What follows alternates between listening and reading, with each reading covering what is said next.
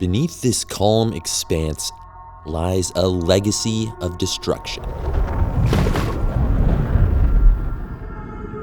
Known as the Graveyard of the Atlantic, this single area contains over 5,000 shipwrecks. Each one a stark reminder of the ocean's immense power. Among them is the wreckage of a ship that sank in 1718. Its captain was the English pirate Blackbeard, another victim of one of the most perilous coastlines in the Western Hemisphere. This is the Outer Banks, a chain of barrier islands stretching hundreds of miles along North Carolina's Atlantic coast. And this is a shipwreck. Remains of ships like this one, whatever it is, are a haunting testament to the power of the sea. The Outer Banks is a living landscape.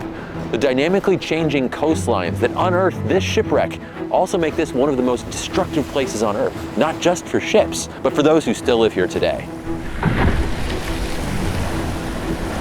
Just like the great ships of the sea before them, these tides now threaten roads, oceanfront homes, the existence of entire communities.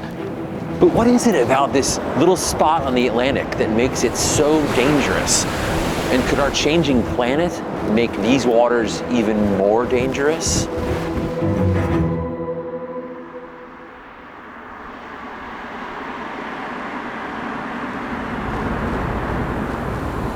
I'm passing over Oregon Inlet. It's named for a ship that narrowly escaped a powerful hurricane back in 1846. That superstorm tore through this barrier island, literally ripping it in two.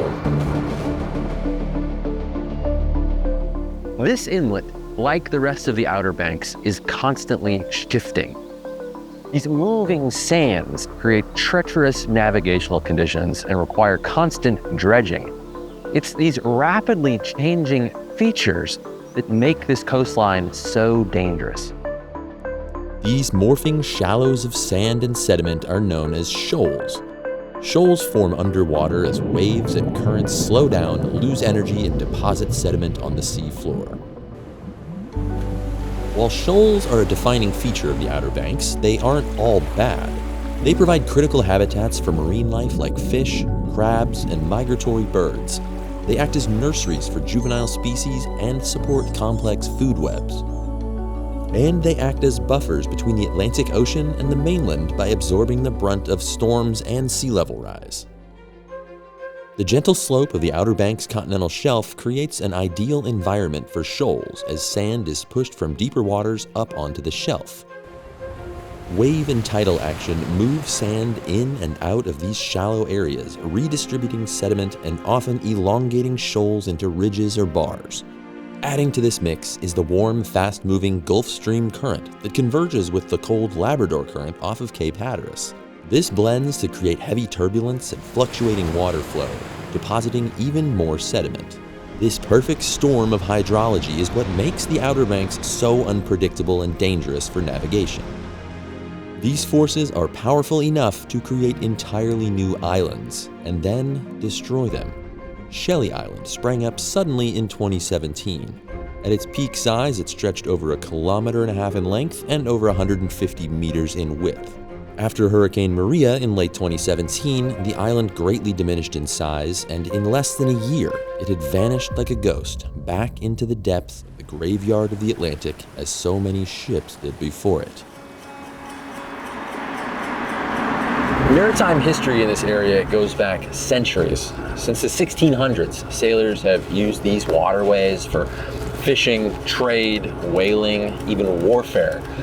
I'm on my way to meet up with a friend who knows a lot about this stuff. The maritime historian, an archaeologist, and host of PBS's Rogue History, Joel Cook.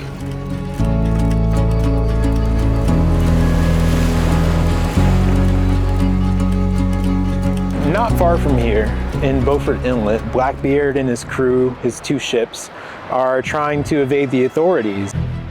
They tend to sail smaller ships that have shallower drafts so they don't have to be in as deep water.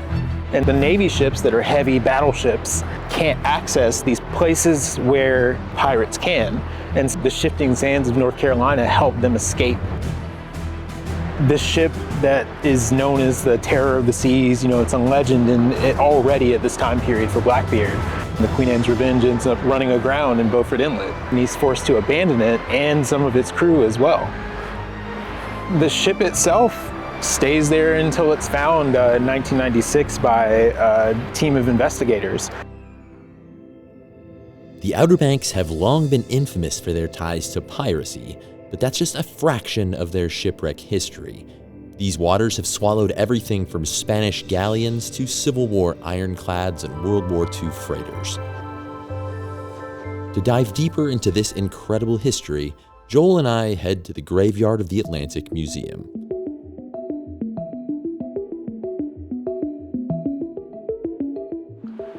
How does this coastal region compare in terms of the number of shipwrecks to other places in the world? It really doesn't.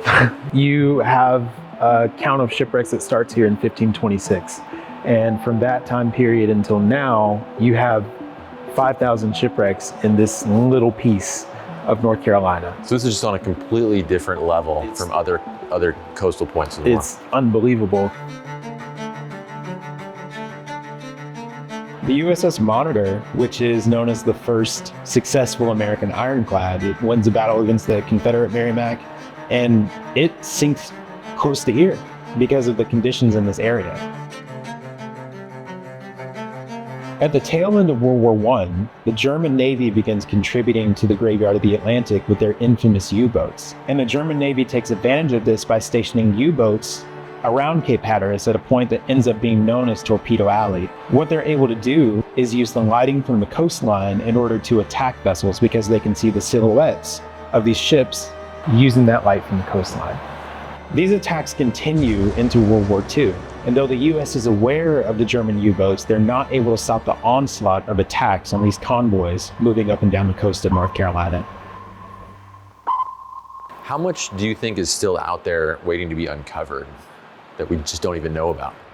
I think there's tons. If you consider those conditions haven't changed. The weather's still rough here, the oceans are still rough here. So it's hard for people like me and other archaeologists to get out there and find every little thing. Even in the sand dunes here where we have shipwrecks that are on shore, people find new stuff every year. The sand dunes move, new shipwrecks are uncovered, others... A shipwreck that nobody knew about just emerging from the sand. Absolutely. Wow. But while this coast remains treacherous even to experienced sea captains and continues to claim ships to this day, there is a new danger, one that we have to view from above.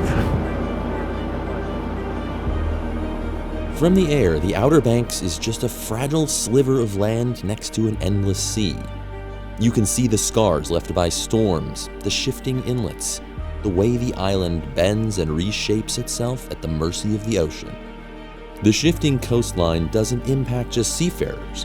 The towns and beachfront homes that dot this picturesque coast are now threatened by the same forces.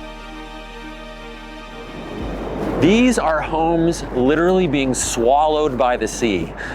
When these elevated houses were built, they were protected by stretches of dry sand and by dunes. But a combination of wind and waves and tides have brought the sea literally to their doorstep. When waves and currents approach the shoreline at an angle, sand and sediment are pushed up the beach in a zigzag pattern called longshore drift. Over many years, this process can move entire beaches, putting homes in danger of literally falling into the sea. Over the past 4 years, at least 17 homes have collapsed into the waves.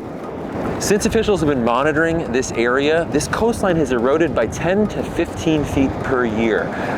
And who knows, weeks, months from now, these houses will be reclaimed by the ocean. This coastline has always been unstable and flood prone, but climate change threatens to make it even more treacherous. Storms and hurricanes that are more severe, along with rising sea levels, will have a major impact for the communities in the Outer Banks, in some places threatening their very existence. Is it only a matter of time before these barrier islands become consumed by the sea? Possibly. The shifting nature of the Outer Banks makes the land and sea difficult to predict. Climate change and the effect that humans are having on our oceans and atmosphere only makes those challenges harder to deal with. Change is a constant on the Outer Banks. Humans have sometimes failed to navigate that change, and the disastrous consequences are still visible beneath the waters as a warning sign to future generations. But today, as our actions change the planet as a whole, the survival of the communities and ecosystems that call this coastline home, that'll require more than just steering through the shifting sands.